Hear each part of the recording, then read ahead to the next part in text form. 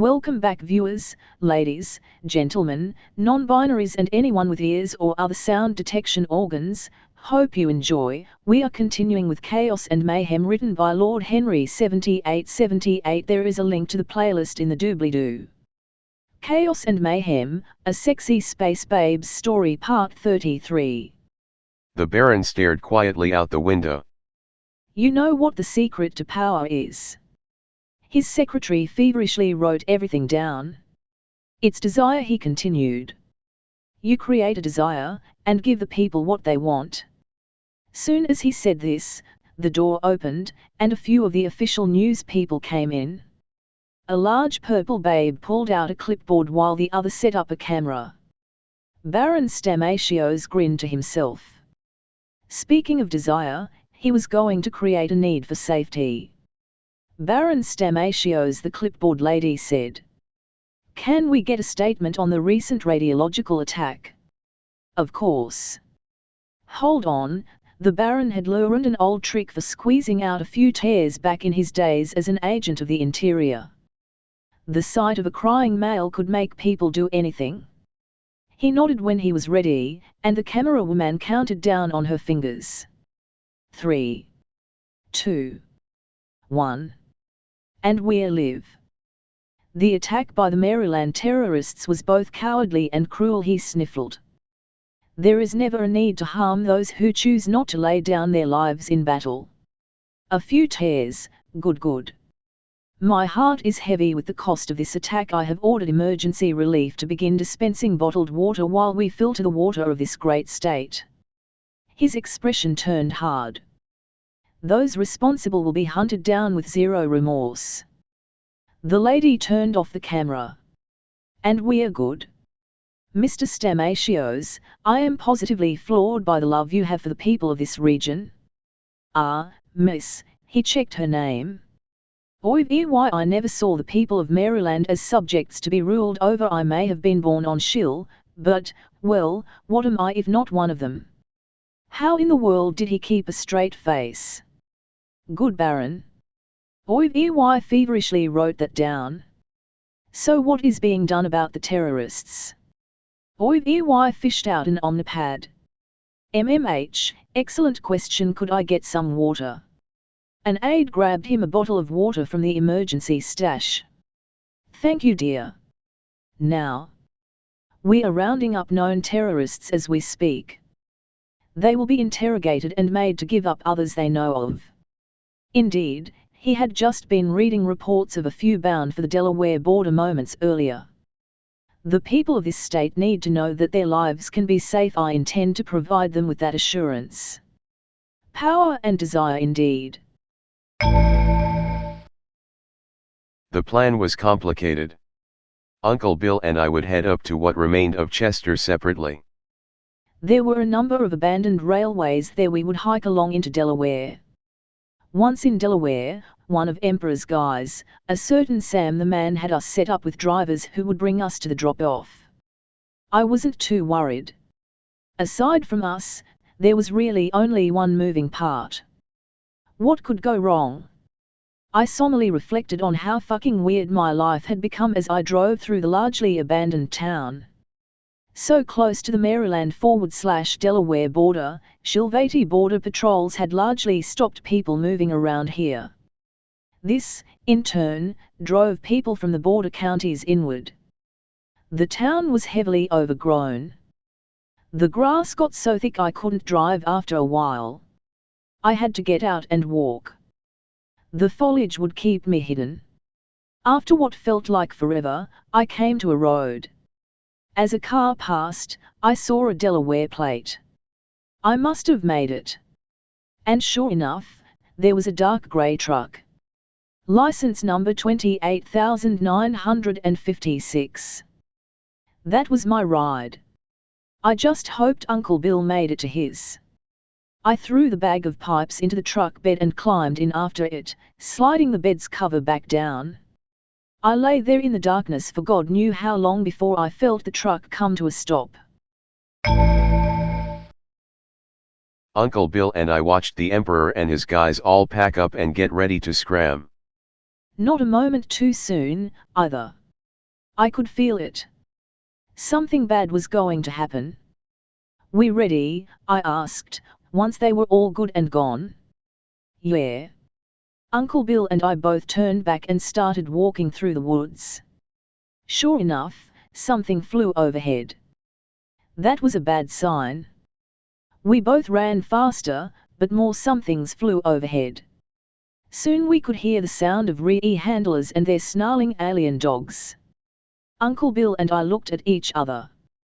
We both carried a knife and a pistol in our coats. We both knew what we were going to do. We both ran in opposite directions.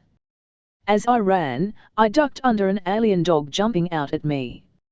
I stood, slamming my shoulder into its gut, sending the thing flying. Looked like we weren't gonna get away clean. I pulled out my knife. The handlers let their pets off their leashes. This was going to be fun.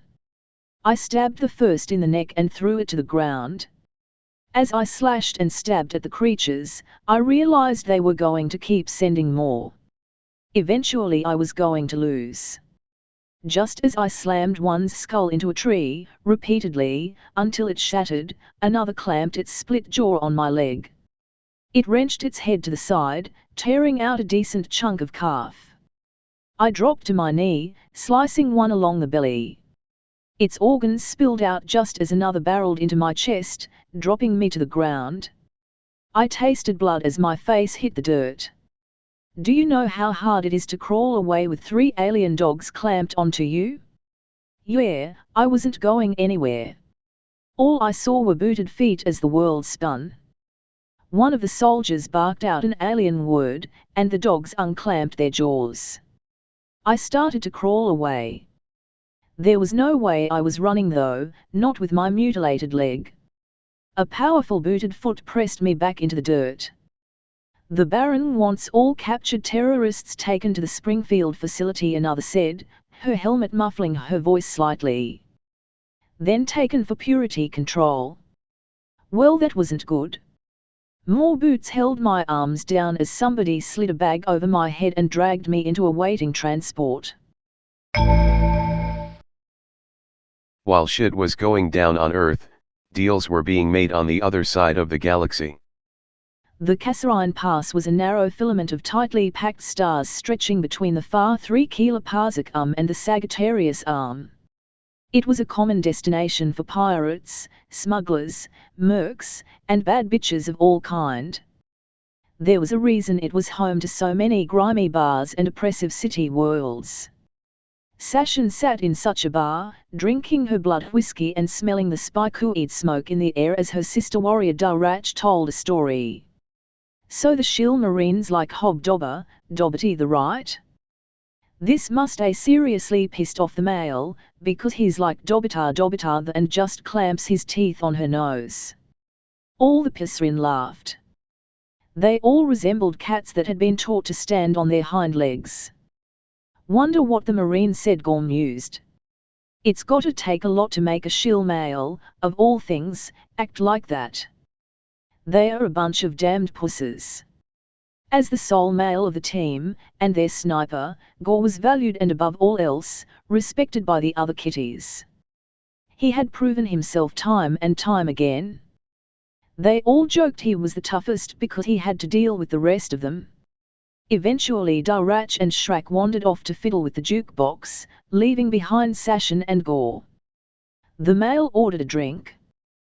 The octopus-like bartender immediately set to work, staring into the distance as his tentacles made the beverage, seemingly of their own accord. "What in the light is that?" Sashin watched as the bartender finished the drink, adding a final garnish, a dollop of cream. "Trying something new, I believe it's called a Delusa Sunrise," Gore said, accepting the glass. The liquid inside was dark green with brown wisps and a white blob on top. He took a sip. "And it's vile. All sugar." He immediately drained the glass. "Anyway, there's something we gotta talk about." "Yeah." As the leader of their little group, Siobhan was the one they all went to with problems. "It's not those consortium clits again, is it? Want us to teach them a lesson?" No. No. Though I appreciate that. It's about that thing we talked about. Oh yes.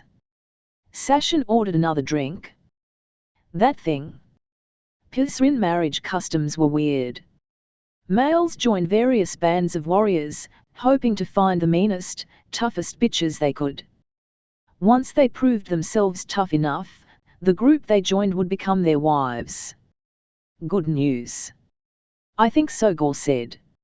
I mean, we've been married in all but name for a while now, right? I mean, I already fathered those kittens with Shrek. I think it's just time to make this official. That's great, Sashin said with uncharacteristic excitement. I'll tell the girls. I'd rather be the one to do it, but thank you, Gore said. He turned and watched the other side of the bar with excitement. I think a fight's breaking out. Indeed, Darach and some alien of unknown origin were duking it out. Darach grabbed a ball from the slug ball table and slammed it against the creature's noggin. Okay, sweetie, have fun. Sashin got up. I gotta go meet our contact. Real happy to hear we made the cut. She walked to the back room, lighting one of her spikuid rolls as she went. In the dark room sat a shark-like Edixie smoking something that smelled like rotting meat from a water pipe.